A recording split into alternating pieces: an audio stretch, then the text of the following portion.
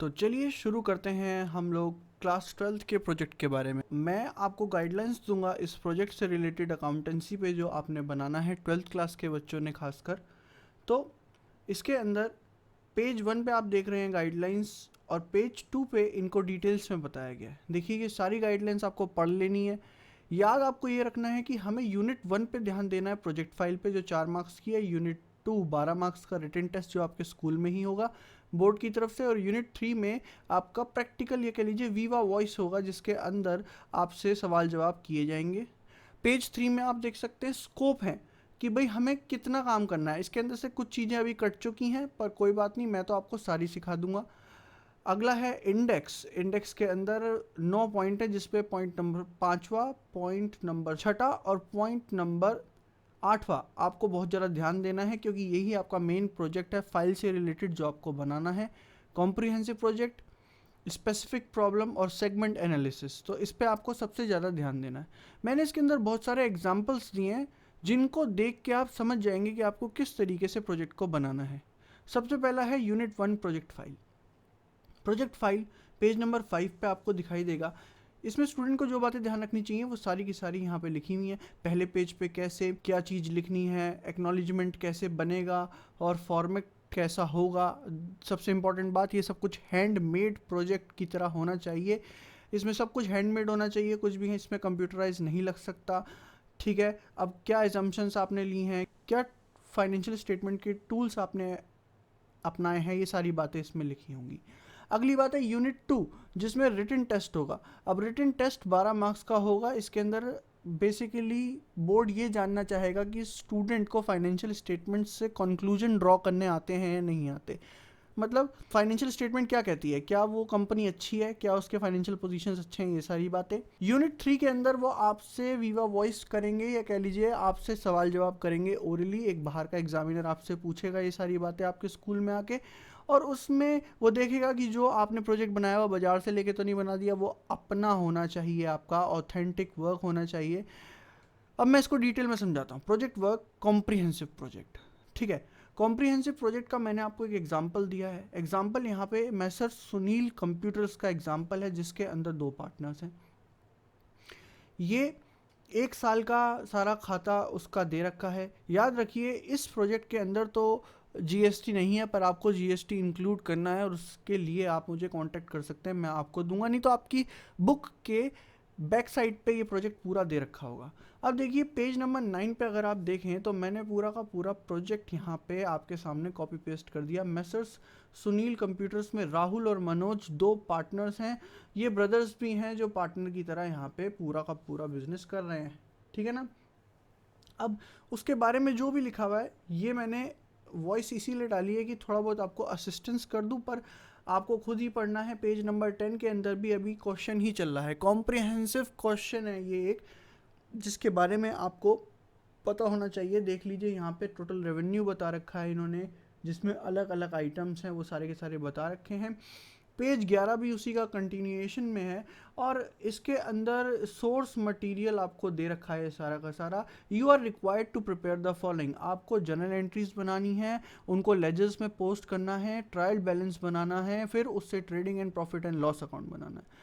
फिर अगर आप देखें तो पेज नंबर 12 पे सारी की सारी जर्नल एंट्रीज हैं। सबसे पहले इन्होंने कैपिटल इन्वेस्ट करा दोनों भाइयों ने बिजनेस के अंदर, उसके बाद बिल्डिंग खरीदी, उसके बाद आप देख सकते हैं बैंक से लोन लिया, और ये सारी बातें। फिर अगली पेज पे आप लोग देख सकते हैं ऐसे ही और एंट्रीज हो रखी हैं, सेल्स की, परचेज की। याद रखना है सेल्स और परचेज की एंट्रीज में बस आपको जीएसटी इंक्लूड कर देना है, और जीएसटी की बाद में एडजस्टमेंट भी पूरी करके दिखानी है। देखिए उससे अगला पेज जिसमें एक्सपेंसेस हैं सबसे लास्ट में, पेज नंबर 14 पे, वो सारे के सारे इन्होंने सम अप करके एक ही एंट्री में डाल रखे हैं।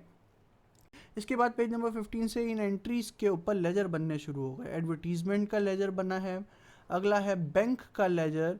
तो ऐसे इसमें लेजर बनने शुरू हो गए, क्योंकि बैंक की ट्रांजैक्शन ज़्यादा होती हैं। तो पेज नंबर 16 पे पूरा बैंक का ही लेजर आगे तक जा रहा है। पेज नंबर 17 पे बिल्डिंग का, बिजनेस प्रमोशन एक्सपेंसेस का, बैंक लोन का लेजर इन्होंने बना रखा है।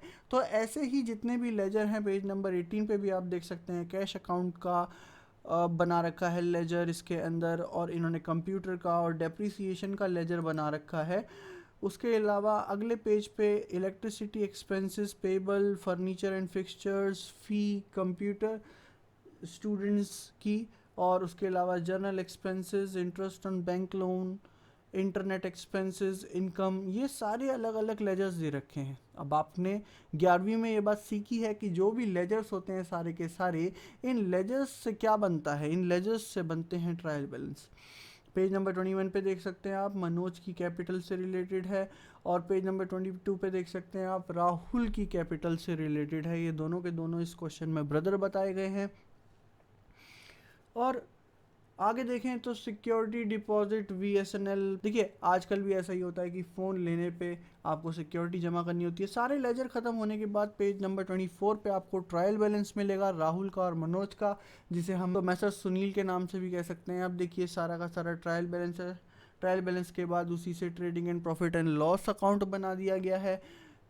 Trading and profit and loss account के बाद फिर आपको बैलेंस शीट दी जाएगी इसके अंदर, तो वो बैलेंस शीट आ गई है। ये सारा का सारा प्रोजेक्ट हो सकता है 11th क्लास में आपकी टीचर ने आपसे पहले ही करवा लिया हो कि हाँ बेटा यही आपका 12th में भी काम आ जाएगा।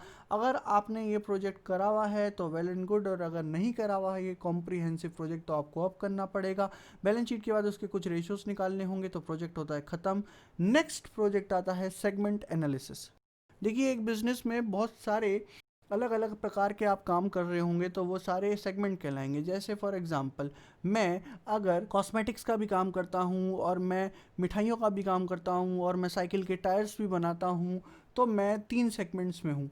तो ये 3 अलग अलग सेगमेंट हो गए एक ही बिजनेस के अंडर। तो इन तीनों से कितनी कितनी मेरी कमाई हो रही है, तीनों के क्या क्या रेशियोज़ हैं, सबकी common size statement, comparative statements, tools जितने भी हम यूज़ कर सकते हैं वो यूज़ करके हम पता लगाएंगे कि किस सेगमेंट से ज़्यादा कमाई हो रही है, किस सेगमेंट को हमें आगे चलाना नहीं चाहिए क्योंकि उससे लॉस हो रहा है। तो ऐसे हम लोग पता लगा सकते हैं। हम इसमें ऐसा भी देख सकते हैं कि किस सेगमेंट में इतनी कमाई थी कि उसका पैसा दूसरे सेगमेंट में लगाया गया, दूसरे सेगमेंट को रिवाइव कराने के लिए अगर वो लॉसेस में था। अब इसके लिए आप पाई चार्ट्स भी बनाएंगे। अब जैसे आप पेज नंबर 28 पे देख सकते हैं पावर, स्टील, PVC पाइप्स और अदर्स, टोटल मिला के इनके 4 सेगमेंट्स हैं, और चारों सेगमेंट्स का यहाँ पे इन्होंने एक पाई चार्ट बना के दिखा रखा है।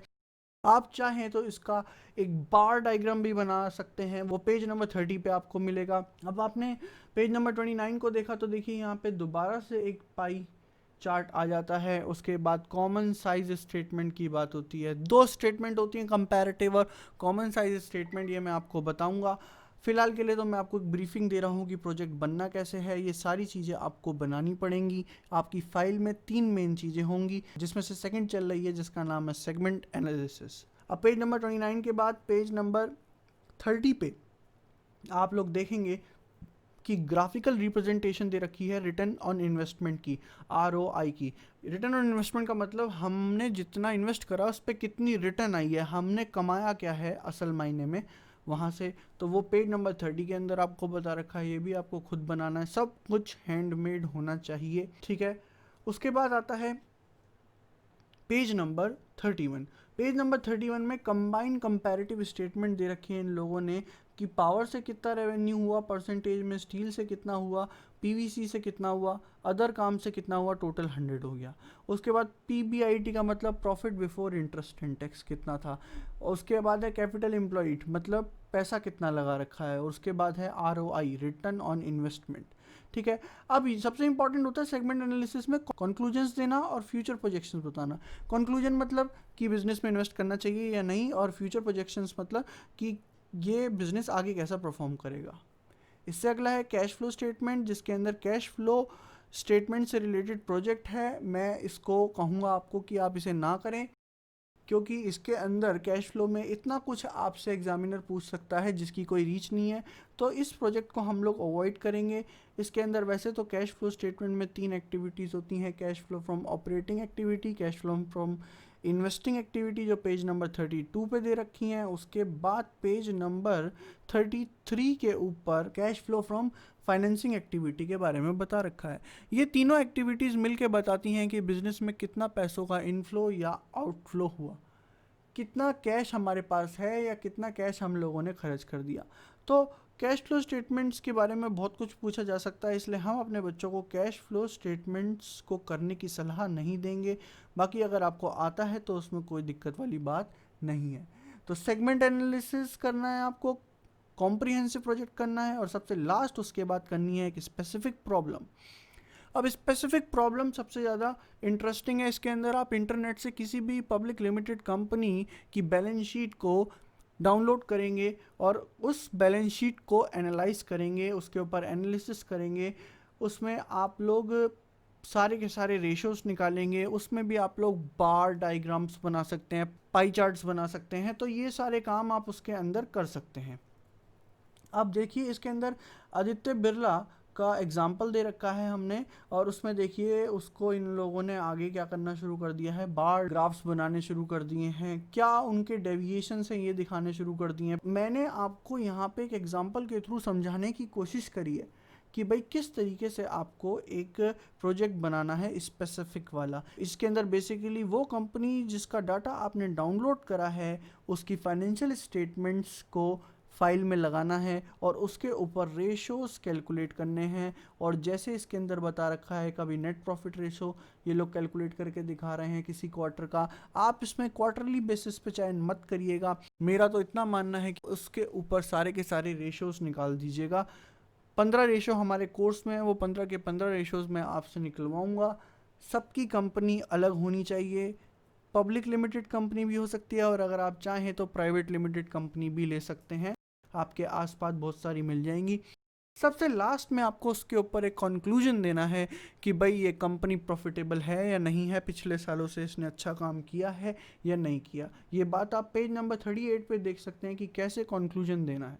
ठीक है, कंक्लूजन का मतलब कि हमारे हिसाब से हम क्या कंक्लूड करके, क्या बात बता के अपनी राय प्रकट करेंगे। अब इसके बाद कुछ क्वेश्चंस मैं आपको आपकी प्रैक्टिस के लिए दे दूंगा। पेज नंबर 39 पे आपकी प्रैक्टिस के लिए जेके टायर्स एंड इंडस्ट्रीज़ की इंफॉर्मेशन दे रखी है, आप उससे प्रैक्टिस कर सकते हैं। क्वेश्चन नंबर 2 एक और दिया है मैंने आप लोगों को।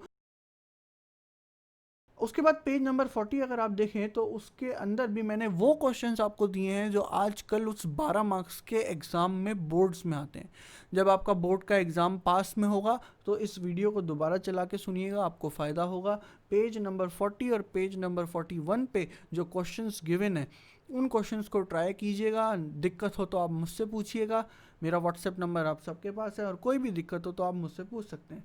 ठीक है, तो पेज नंबर 41 भी आप देख सकते हैं। क्वेश्चन नंबर 4, 5, 6 ये मैंने सारे आपके प्रैक्टिस के लिए आपको दे दिए हैं। मेरे हिसाब से इस वीडियो में मैंने काफ़ी हद तक आपको प्रोजेक्ट क्या है वो समझा दिया है। फिर भी कोई प्रॉब्लम हो तो आप मुझसे पूछ सकते हैं। Thank you class.